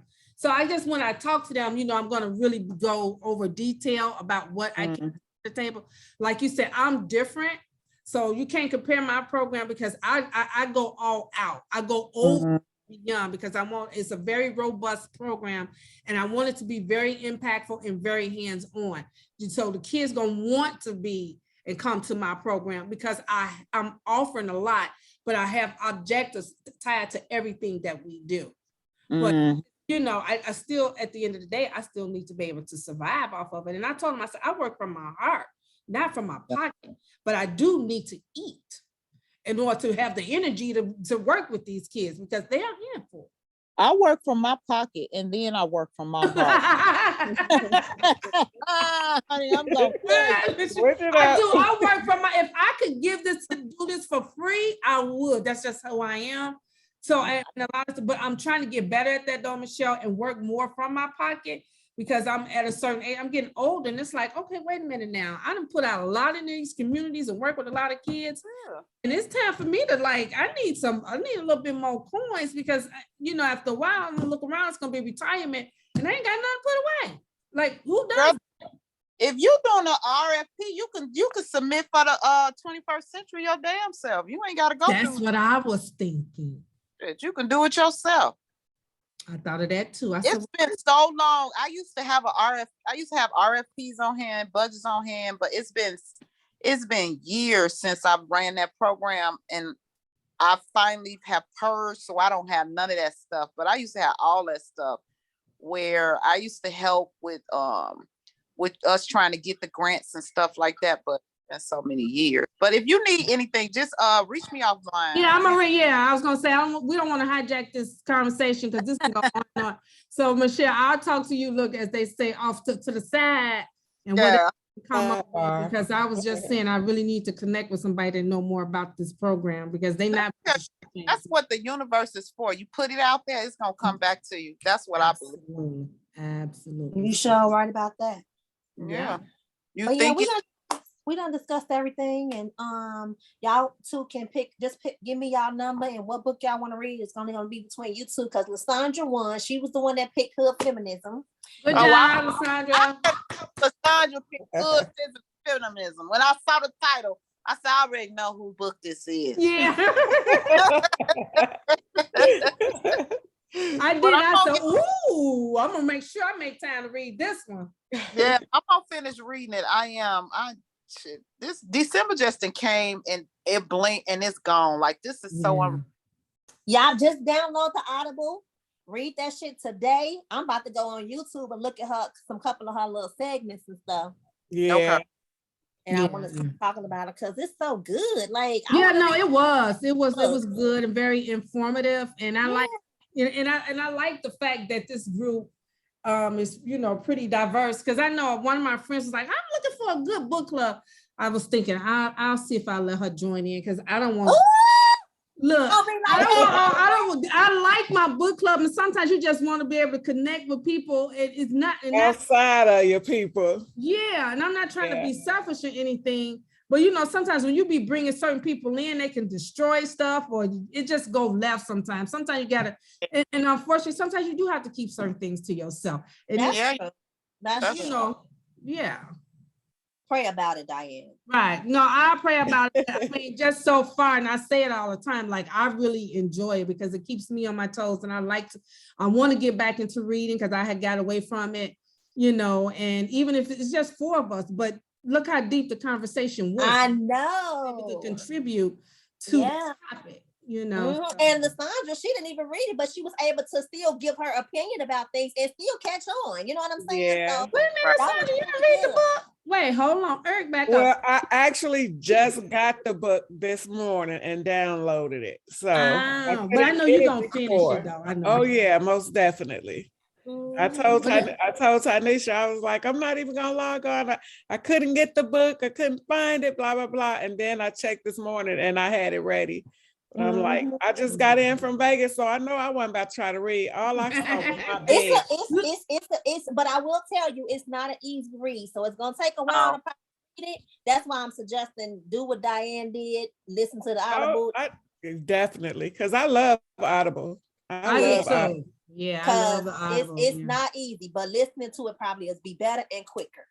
Yeah. So if you had to get your hands on it, Lysandra, you could have listened to it for that 4-hour ride you had. You would have been done. I know. I know, right? So Diane, pick a number, pick what book you want. I got a new list, so I'm gonna send y'all the list right now. I'm gonna send out a new text thread too, because it's gonna be 2022. So all what we did in 21 is gonna be done with. Okay, so let me send y'all because I updated. Lysandra be getting on me, boy. She be like, "Did you update the book list?" I be like, I ain't do it yet. I ain't do it. So I sat down this weekend, girl, and I updated this list, honey. Now, can you check? Have anybody read, Lysandra? You may have, and Michelle, you may have too. The book is Oprah Winfrey and somebody else. What happened to you? Ooh, I heard about it though. Well, let's put that. Can you put that on the list, Tanisha? Let me see. If you can't, you'll do it next time. Lysandra, you haven't read it? Now. Do it now. I am gonna do it now. I'm looking. I know I heard of it. I be reading so much and listening to so many books I can't even keep track. I know Oprah books. But that'll be a good one if we can ever read one day, especially, you know, since we all work with kids and stuff. Because I get a lot of people that tell me, what happened to these kids? But a friend of mine told me, she said, whenever you get a chance, she said, sit down and read that book. She said that will explain a lot with what's going on. And I know we all have some ideas, but just to be able to read it, she said it's a really good book. So I said, oh, I'm gonna add that to the book club. But it's also a parent night that I want to do with that book too. It's called What Happened to You. Yeah, I heard it's really good. Yeah. It's a really good book. Oprah been talking about that book for I don't know how long. What's it called? Well, who's it about? It's about Oprah? Oprah Winfrey and somebody else. Bruce D. Perry. Yeah. Oh, you know I love Dr. Perry. Oh my God. That's y'all know Dr. Perry, that's my jam. He is like into trauma. Like I've read his book, the boy who was raised a dog. Baby. I love Dr. Perry. Yeah, so that's a good book. So we can like get that book in, you know, maybe one, you know, before the year 2022 is out. And I know we all can come together as a group collectively and really talk about that. A good conversation about that one. Yes. I said, I got to put it out there because most everybody here, you know, has some involvement with kids. And when my friend told me about it, I said, oh yeah, the book. Oh yes. Yeah, Dr. Perry, he has like a center in Houston. I wish I lived in Houston because I probably would learn under him, where he's really into, you know, the trauma. And that's part of, like, he talks about the brain and things like that, because like when you may have had a traumatic experience, that's when your brain may click and shut down. Like if you notice how some kids, they don't know how to regulate their emotions. Yes. Why you acting like a 5-year-old? That's part of it. Sometimes it may be that traumatic experience that happened, and so they also go on high alert, so they don't know how to regulate themselves because their brain, as it was developing, it kind of like clicked off. I can't remember how he said it, but I'm gonna read this book. I'm gonna get it now. I love that. Michelle, you gonna get it now. Look, because I'm like, I gotta read it because I'm most definitely gonna make that a topic of my parents. Girl, let me tell you something. I love Dr. Perry. I love his theories because he's a medical doctor, but he also deals with so many trauma kids, and just, you know, him trying to it's about rewiring the brain. Yes. And that's where a lot of these kids, it's so much, they done been inundated with so much trauma, and that's why they are like they are. That is like what happened to them. That's part of it. Like part of what happened to you. And that's the thing that I tell you know, people, you know, when I'm having conversations with people like, you know, you guys, I say, you know, a lot of times we say it happens most of this, what these kids are dealing with happens at home, which most of the time it does. But here's the thing. Nowadays, from what I'm seeing, the average parent don't even know how to deal with their kid, for their kid, because of it's way beyond them. Yeah, a lot of parents. These kids are not listening. Even it's becoming way beyond the teachers. Yeah. Now, teachers that I talk to that say, I don't know how to reach her. I know how to reach him. And I say, and something clicked in my head the other night. I said, in order to teach them, you got to reach them. They have to be reachable before they're teachable. Yeah, you have to be relatable in some kind of way.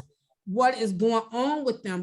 And now that the pandemic has hit, so they was already dealing with emotional things to begin with social media. Now the pandemic has made it worse. So they are like traumatized. Yeah. It's sad because the thing is with kids, because within the book, it's like this parent, she had 2 different kids, and one of the kids became a sociopath. And it was just off because with the first child, she had so much help, she had so much support.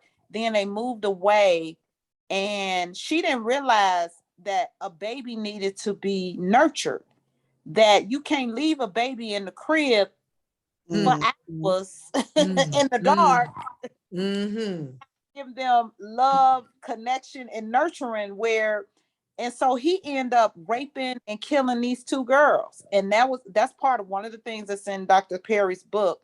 And just seeing just how he tries to help people and get to the root of what's going on with why people tick, why things are going on. I'm so glad you brought that up, because I'm trying to start my private practice, and I really like trauma. Like, that's my jam. I love, really finding out and working with trauma. So I'm really going to get back into Dr. Perry and just really focusing on, like, when I get clients, because it's so many people that got so much trauma to really know how to handle those type of clients where I don't have to always her out, where I have to assist.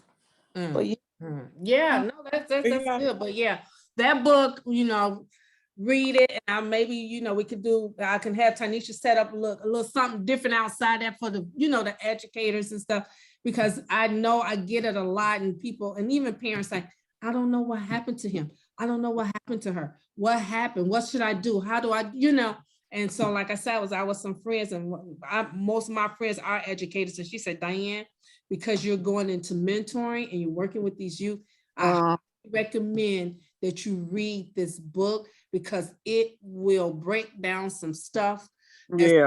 What is going on with these kids. She said, very good. And so I've been telling people about it, and I'm thinking, okay, I know most of that, you all probably read it, but when I'm hearing a lot of people say, no, I haven't heard of that, I said, okay, well, look, read it. Yeah, I see it came out in April. No, I hadn't heard of it. I heard of it. Tanisha, you heard of it? Yeah, I like Oprah. I ain't know about the D. Perry man, but now I gotta start finding out what he talking about. He talking about. No, I don't fool white like that, but he talks some good stuff. I love Dr. Perry. Yeah, I'm gonna have to see what's up with him. But I had heard about the book. Yeah, but we had just finished. Gonna get it. We had just finished the other traumatized book. Which the one that we just the one in January, remember? Which one was that? With the traumatized, the one we did the pieces of remember Lysandra, her friend. Oh yeah. I know Shameless book. Yeah. Okay. So that was a traumatizing book. So that's probably why I didn't say nothing. I had to give us a break. That was a bit much. Did you watch the recording we did, Diane? The recording that we did? You know what? You did send that to me. I'm trying to slow my life down, because it's certain things that's becoming important to me, and I used to be so busy doing this, doing that, because I do the before and after school program. But I told my boss, I said, I'm gonna need to take a break, because it's time for me to do what it is that I want to do, not what I have to do. I got to take some control, and this is stuff that I want to do, be able to have some time to do stuff like this. So I had time to look at it, but I'm taking control of my own life. And that's probably something Dr. Perry have in his book too. Take control of your life. And it's some time for yourself. Yeah, you gotta get yourself together sometimes. So much, the world is slowed down anyway. I watched the documentary. Y'all remember Juice WRLD, the guy that sung Lucid Dreams? I watched his documentary over the weekend, and oh my goodness, it's like so sad. I was this seen it? I did when it happened to him. It's on HBO Max. What's the name of it? Juice WRLD. What is the name of it? It's Juice WRLD. Juice WRLD documentary. This kid was popping like 20 perks a day. Yes, so sad. And I was like, how could they, I know they can't make him stop or whatever, but somebody got to say something. You know what I'm saying? Yeah, you know what he's doing. You he ain't right when he come around you. And the sad part about it, and I watched most of it on YouTube, when it first went down, I started researching, going deep with it. But when it first, and the thing is, he's so talented. And that's the sad part. A lot of these kids are so talented these days, but they get messed up again, part of society. You know, they want to drama. Certain rappers, and I'm like, why is he looking like that? He just looked like one step away from the grave, and I just, you know, smoking and all of that, and got money flying up. Stop it. But this kid, he had some kind of mental issues going on. Like, he was depressed. Most of his songs he sung about death and dying. Yes. He even, did you see it? Like, he had done a live, like on Instagram or whatever. He was somewhere on vacation, palm trees, the beach, the water, sand, and all this behind him. And he's like, hey y'all, like I'm on live from heaven and all this kind of stuff. And I'm just like, oh wow, that's just, yeah, he did. He talked about it. He was 21 when he died. Yeah. And he didn't think he was gonna make it that far. He said he was gonna be dead by 21. Damn. Damn self. But I had a client that I didn't know who the fuck he was. I had a team. I remember the only reason I know who Juice WRLD is because of this client. It was like we was driving and I was, you know, I talk to my clients when I'm in the car, and it was like, he was like talking about Juice WRLD. I was like, I've never heard of him. I mean, I'm old, so why would I? I was never heard of him. And he was like, Miss Early, he's like the #1 blah blah blah. He was so excited. I was like, no, he's not. I've never heard of him. He's not. So we driving down the street and he's pulling up, asking people, like people that from his neighborhood, like, have you heard of Juice WRLD? And somebody was like, no. I said, see. And then somebody else was like, yeah. And then they kept saying, yeah. So every time I think of Juice WRLD, I think of this client, and just he was so excited. Like, I would never listen to NBA YoungBoy until this client, because these kids are connected to these lost soul rappers, where these rappers are talking and speaking life into them because it's their life. Like NBA YoungBoy talking about how he don't feel love, how his mom might have treated him. That's how these kids, they gravitate to those type of rappers because they're speaking their language. Because a lot of the kids, funny too.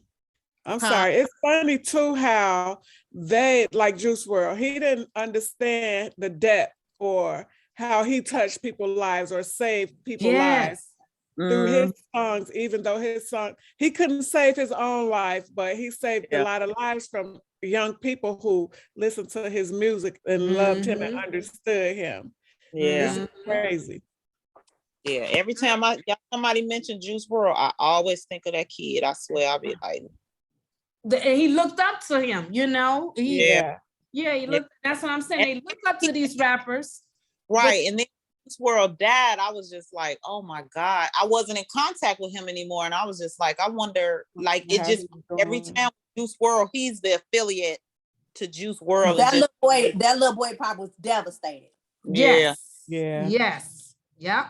Because when that happens to them, like that, when that Nipsey Hussle too, when he got older, had a lot of those kids and young kids and stuff, they go into almost depression about that, because, you know, a lot of times, again, these, you know, social media influencers, whether it's positive or negative, kids look up to seeing what they're doing on a day-to-day. And that's how they get caught into the social media realm of it, you know? And so now they don't have that, you know, that person as an influencer, whether it's good or bad. And then they go into depression. Yeah.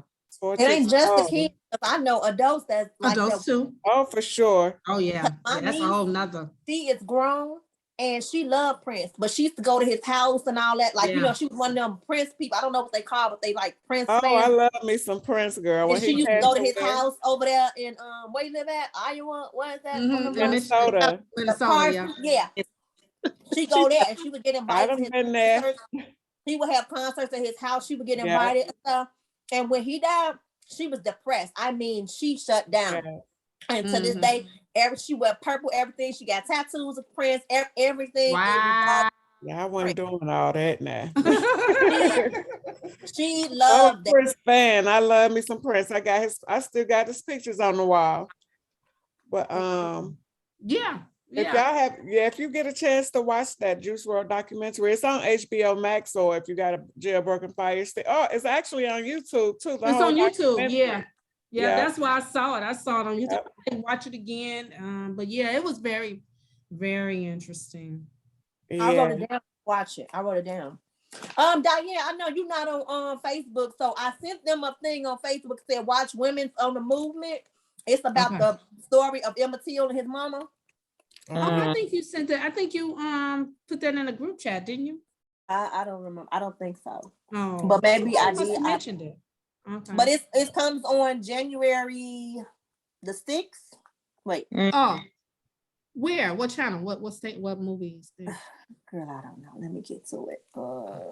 Maybe I didn't write it down. I thought I wrote it down. ABC. It's ABC. Okay. So it'll be actually on. Okay. January the 6th. Mm-hmm. Oh, okay. So you might want to put that in your calendar. It's coming out in a couple days. And yeah. It's gonna be a series, like ongoing weekly type of thing, I think. Yeah, so, she mentioned that too. So that would be good for your classroom too. Oh yeah, absolutely. Yeah. But I'm saying the book that we just read, she mentioned that too about the Emmett Till situation, being discriminated and stuff. And then I didn't even know incarcerated. How about I didn't even know Emmett Till was living in Chicago. I didn't even know he was from Chicago. Yeah. Yeah. Yeah, he got a street named after him on 71st. It's 71st. Yeah, sure do. Because I told my mama, ain't no street named after him. Yes, it is.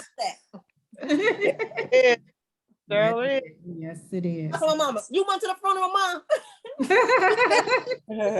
She said, girl, I went to the African American History Museum in DC, and they have the display of, how Emmett Till, like his funeral services or whatever, like all throughout that museum, you can take photos, but in there they don't allow it because it's set up just like you're at his funeral, and they have they have the casket, open casket and everything with a picture of him, like as if he was laying there or whatever. Wow. Yeah, that was like, that was like, I know it had to be a little eerie. Yeah, it was a real eerie for me because when I went, it wasn't long after my dad had passed away. So, I was just like, wow.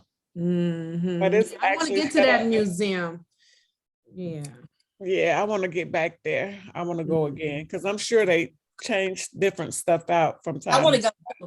Yeah, I most definitely want to visit that museum. Make it a book club. Yeah, maybe we should plan an event. Yeah. I'm down for that. Yeah, a book club out. As long as it's something educational we doing. Yeah. Well, we make it educational and then fun after the fact, recreation. Right. That'd be nice. That'll be a nice trip. Y'all got something down there like that, Michelle? Some kind of African American thing? They probably do, but this Texas, girl, I ain't trying to do nothing here. Oh. Wait, we were supposed to do something there though as a book club. Right. Oh, I could figure something out. I went to the African American Museum. It ain't all that, but I will say they had the where you see the Juneteenth stuff, because that's where it was kind of down where Juneteenth came from, and just the different signs they had, like they didn't like Mexicans either, but they don't want to talk about that. They ain't like y'all either. They said niggas, Mexicans, and dogs can't be here. You know what I'm saying? So but it's like they forget that part, that y'all was excluded as well. But we can figure something out. We'll know what to do. We'll at least have an idea what we're gonna do. But since you just gotta tell me when. I mean, like I tell people all the time, the best, like it's 80 degrees this whole weekend. It was 80 degrees. The best time to when it's fall or springtime, because the weather is pleasant. Like everybody's nice. Hot. Yeah. Well, somebody mentioned spring break. That might not be too, because most of us will be oftentimes. I'm sure you could take off. If you get a. When is that? Spring break is is that in April, or it's probably different for most. Lysandra, when is spring break for you? I have to look. I got my calendar over there. I have to look. Oh, okay. But it can always be like a little weekend thing. Take a Friday and Saturday and come on. It doesn't have to be long. just a weekend. Yeah. Y'all gonna fly or y'all gonna drive? Oh no. I'm flying. Okay. Driving. How long a drive? takes us from Like Chicago. 12 to 15 hours. Yeah. All right. Ooh, But we do have to do a road trip, but maybe not that far. No. Y'all ain't scared to get on the plane? I'll be scared. You scared to get on a plane? I just got off a plane this morning. I ain't scared. Look, flying ain't my best, but I take that over driving long any day. Look, I get on there and say my prayer and keep it moving. Yeah. All right, I sent y'all a list, so just send me the what y'all want to read and the number. So it's just gonna be just me and Michelle. It's between y'all two. What's that? Look on your phone. I sent it to you. No, I said, where the other members at? Oh, I'm gonna be honest. He sent the text out, and I was like, "Oh, I'm gonna come on and jump on." And then when 1 o'clock came, I freaking forgot. If I didn't happen to just look at my watch, like, "Oh shit, it's 1:45." It's like this the holidays. People may have. Oh yeah. So yeah, I didn't think. I was wondering. I was like, "Oh, she's doing that the day after Christmas. I wonder who's gonna show up." But I knew I didn't have anything big to plan, And I was thinking, well, maybe we should just wait till after New Year. But it don't matter because everybody ain't gonna always be available, no matter what you pick. As long as you got you and somebody else, or you and a couple of people that go to conversation, you can talk about the book and keep it moving. Otherwise, we'll be stuck. Yeah. Yep. There has been many times where it's me and one other person. One time it was me and Tabitha for 3 months. But that was during a couple of times it was you and I, Tanisha, for me and her. A couple of times. Yeah. Me and Michelle. Remember Michelle? Girl. It was just us. Oh, when we was in person. Oh yeah. We was downtown eating. So sometimes it's like that. It ain't gonna always be but I knew it was but Tanisha is a great fearless leader because she gonna keep it chucking on. And I love that. I love it. Like she ain't gonna get discouraged. Hey, if we're two coming together, hey, that's enough for a conversation. So if it's keep it going. My friend told me, you reading this month? I said, yeah. Y'all don't get no break? I said, no. Us no break. Now give us no break. Ain't no break. That's what I thought. I thought she was gonna go break. That's why I said, oh, she gonna do this the day after Christmas. The only break we had was when we was in the pandemic and we stopped for 2 months. We were supposed to read a book in March. We didn't go back till May. That's when we decided. Tabitha says, like, how about we do Zoom? I had kind of heard about Zoom, but I really didn't know about it. But y'all teachers was on it already because I had to do school. And she was like, Zoom, and I was like, okay. And then she let me use her account for us, because I didn't know about it like that. Right. She was like, just use my account for now. Get familiar with it. And it's no time limit because that's another thing. It's a time limit after a certain time. It cuts you off. So she said, just use my account. Minutes. And I said, okay, then once I get my own, I'll go to my own. So I used up about 2 or 3 months and I got my own account. But that's how we had a break 2 months. Yeah, Google Meets is pretty much the same without time limits and it's free. So I use Google Meets for my kids and for my meetings. Like until I can get it, put it in my budget, and we're gonna do this free thing. And now they add more and more stuff that you can do. But the more people start using, they probably gonna put a price tag on it. That's how Zoom was. Yeah, Zoom was free. You can do it free for Zoom, but you only get 45 minutes. Right. But sometimes they'll extend it, because when I first signed up, and I don't pay for Zoom, I just do free. And I did it during the pandemic because I hadn't seen nobody, whatever. So I reached out like, let's have a Zoom meeting, whatever, just hang out. And it was supposed to be 45 minutes, but man, I think they let us stay on that. We was on that 3-4 hours. So sometimes they'll extend it, but sometimes, and even once they cut you off and after 45 minutes, you can just log back on to the same link and come back on for another, and keep doing it like that. Yeah, well, it's not that much though. Yeah. I mean, it's good, I guess, for the book club. Yeah. I'm like, especially in the wintertime, you don't want to go nowhere. You know, I mean, this was a really good Christmas. It wasn't on snow, but sometimes you just don't want to go. It's like, you know what, let's chill for a minute. And plus this COVID is like spreading and shit. So. Right. Yeah. Yeah. That's that. Deal. No, it's fine. It worked out. We look, it's a book club. You get together and you talk about the book and keep it moving. This was a great conversation. They all are good. Yeah. We always have good conversation. Oh yeah. And you know, people who really read and ain't just faking the funk. And we all be honest. I be coming on there, I be like, girl, I'm gonna be honest. I ain't in that book till this morning. So I'll chance. Yeah. But I know how it is. People be busy. People got stuff to do. You know, I just finished not too long ago. But I said this whole little weekend I'm off of work. I said I'm gonna read because I had too much stuff to do. You know what I'm saying? I was busy too. Yeah. But I want to finish because this book was good as hell. So I really recommend you and Michelle and Lasandra. I'm definitely gonna listen. I'm gonna listen to it for sure.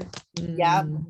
And it's gonna open your ass to be like, damn, I think I want. But you took some good notes. Look, I'm gonna use that for a topic too with some group of women. I'm just gonna take your notes. So make sure you keep your notes. I'm gonna say screenshot them notes and send them to me so I don't have to. You got all the notes wrote down. I always put them up. Note taker, girl. I gotta know. No, that's good. No, you keep it organized and you keep it moving. So I like it. Yeah. Yeah. All right. So y'all, I'll see y'all later. Just send me y'all number and y'all book it. That's it. All right. Okay. All right. Happy New Year. All right. See y'all later. Michelle, I'll be in touch, girl. Okay. Happy New Year. Okay. Same to you. Bye, Lasandra. See y'all. All right. Bye-bye.